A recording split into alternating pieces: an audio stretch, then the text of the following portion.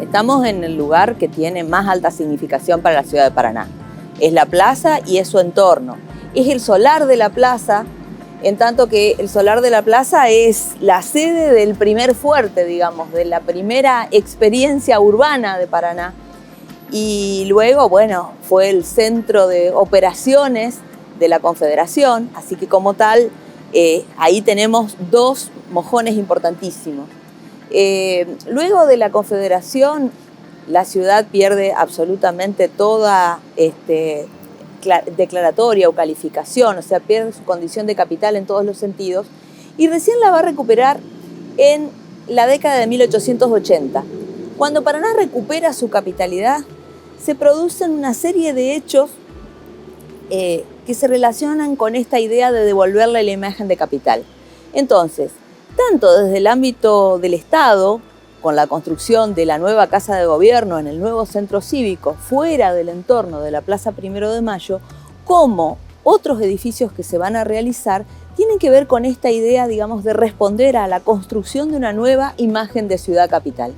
Y en ese contexto, entonces, es que Paraná renueva una buena parte de sus edificios del entorno de la Plaza Primero de Mayo, renueva el diseño de la Plaza Primero de Mayo, y allí conviven distintas épocas, como los edificios, digamos, heredados de la Confederación, el caso del Senado de la Confederación, de la Casa de Gobierno, que ya era de la Escuela Normal concretamente, y el correo funcionaba en la casa que era de los presidentes, si bien después estos edificios van a ser reemplazados. O sea, el otro gran momento de la Plaza Primero de Mayo es la década de 1920-1930. ¿Por qué? Porque allí se reemplaza el edificio de la antigua Casa de Gobierno de la Confederación por el edificio actual, y se reemplaza también la Casa de los Presidentes por el edificio del Correo. Otro hecho importante, digamos, en esta construcción de la nueva imagen de la plaza está dado por la construcción de la sede del Banco de la Nación, pero luego, en la década del 30, casi 40, ya en el 40 concretamente, la construcción del Banco de Entre Ríos. Es decir, allí mencioné algunos del conjunto de los edificios. En ese entorno que estoy planteando, digamos que esta especie como de U que se compone entre calle Urquiza con la Escuela Normal, la municipalidad que se construye en 1890, la sede del Senado de la Confederación como el único testimonio en pie de la Confederación, la catedral que se renueva, digamos, en realidad no es que se renueva, sino que construye su nuevo edificio, que es en escala, yo diría, seguramente 2 veces y media más de lo que había como edificio de la catedral en este solar.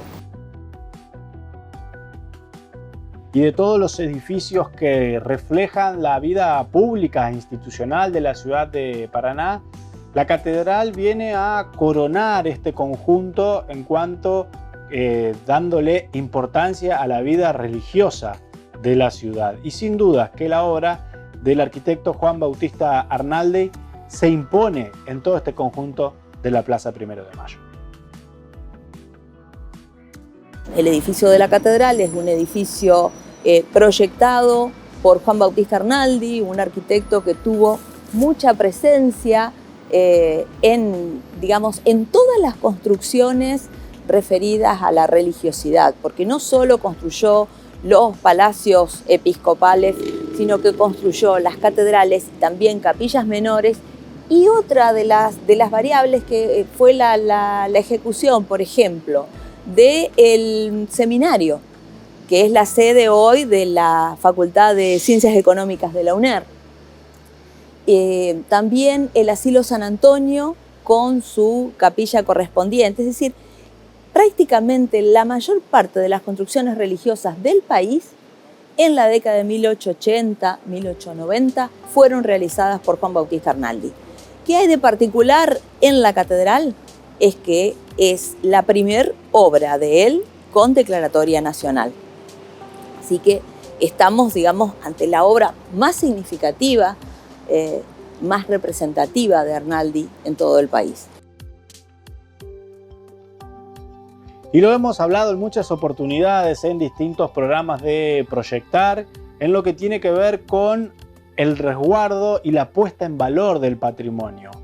¿Qué hay que hacer para lograr que ese enorme valor patrimonial que tienen los edificios que rodean a la Plaza 1 de Mayo sean puestos en valor y realmente que se puedan lucir en cuanto a la importancia que tienen en la historia de la ciudad y, por qué no, también en la nación argentina?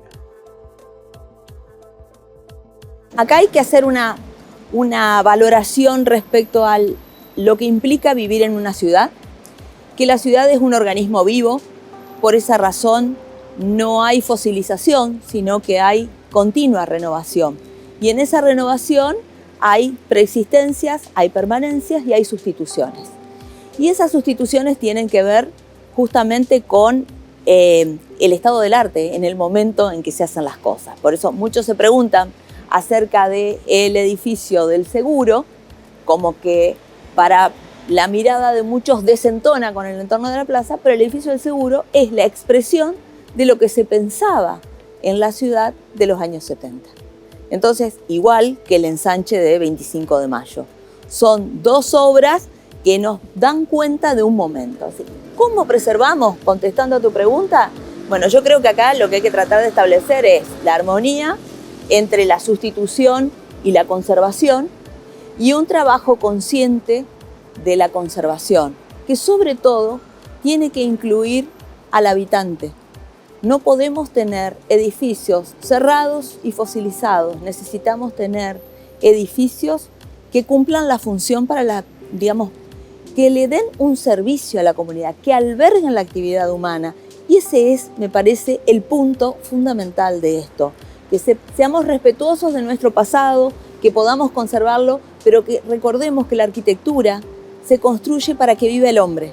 Y el intercambio entre las arquitecturas y los habitantes es muy importante. Por eso es importante que haya información, por eso es importante que se difunda, por eso es importante que los vecinos de la ciudad tienen que saber qué rol cumple cada uno de estos espacios y tienen que poder acceder a estos espacios. No importa cuál sea el credo, son habitantes de esta ciudad.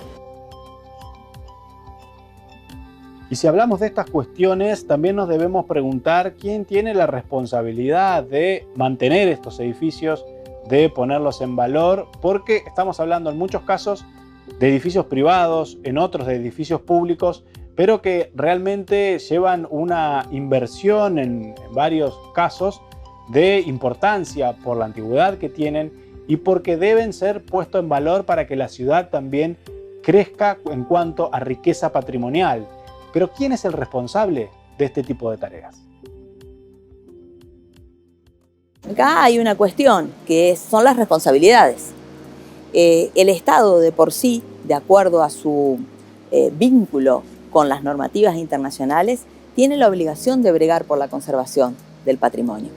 Pero el propietario también. O sea, tiene que haber una conjunción entre ambos y tiene que haber una distribución de roles.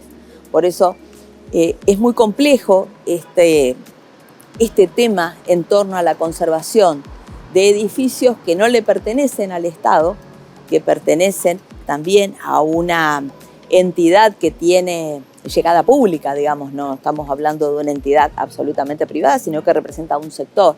¿Sí? Allí es complejo este sentido, pero se necesita la participación de más de uno. Y en la actualidad lo que se necesita también es pensar de una manera,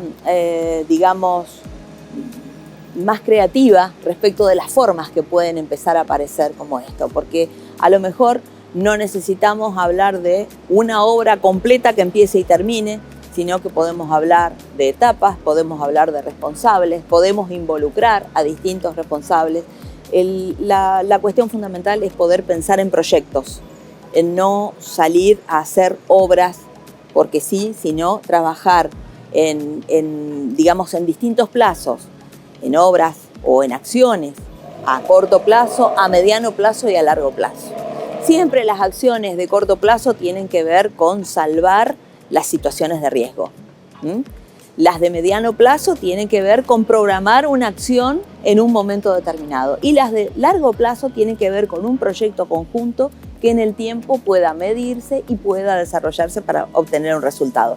Pero acá hay una cuestión que es clave, que me parece que es que no todo se cierra concretamente, que en cada una de estas finalizaciones de obra hay un inicio de unas nuevas tareas, como las de mantenimiento o la programación de los mantenimientos. Entonces, yo siempre hago una comparación bastante burda, pero para que nos demos cuenta. Cualquiera de nosotros cuando se compra un auto hace todos los servicios que tiene que hacer, a los 1000, a los 5000, a los 20000, pero cuando tenemos un bien construido, sea la vivienda o sea lo que sea, demoramos mucho. ¿Por qué? Porque estimamos que esto es para siempre y parece que por lo que lleva en tiempo de construcción debiera ser para siempre, y en realidad necesita obras de mantenimiento. Por eso digo que hay que pensar en distintas formas y distintas escalas, digamos, para intervenir.